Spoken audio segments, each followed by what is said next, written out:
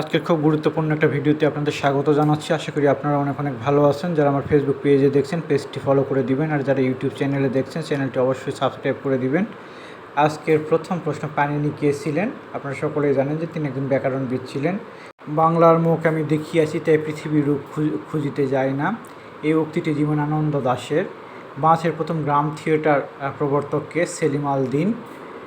দেখেন এরপর পূর্ববঙ্গ গীতিকার লোকপালা সময়ের সংগ্রাহককে? চন্দ্রকুমার দে। এবং এটা প্রকাশক হচ্ছে দীনেশচন্দ্র সেন। বাংলা গদ্যের আদি নিদর্শন কি? বাংলা গদ্যের আদি নিদর্শন কোচবিহারের রাজার লেখা একটা চিঠি। এইটা বাংলা গদ্যের আদি নিদর্শন। খুব গুরুত্বপূর্ণ একটা প্রশ্ন। দেখেন বাংলা সাহিত্যে চলিত রীতির প্রবর্তককে? প্রমোদ চৌধুরী। চলিত রীতির প্রবর্তক প্রমোদ চৌধুরী বীরবল নামে পরিচিত। নোবেল পুরস্কার প্রবর্তনের মূল আবিষ্কার প্রধানত কী কাজে ব্যবহৃত হয়েছে? দেখো, ধ্বংসের কাজে। নোবেল মূলত ইনি ডিনামাইট আবিষ্কার করেছিলেন এবং পরে এটা ধ্বংসযোগ্য কাজে ব্যবহার করা হয়েছিল।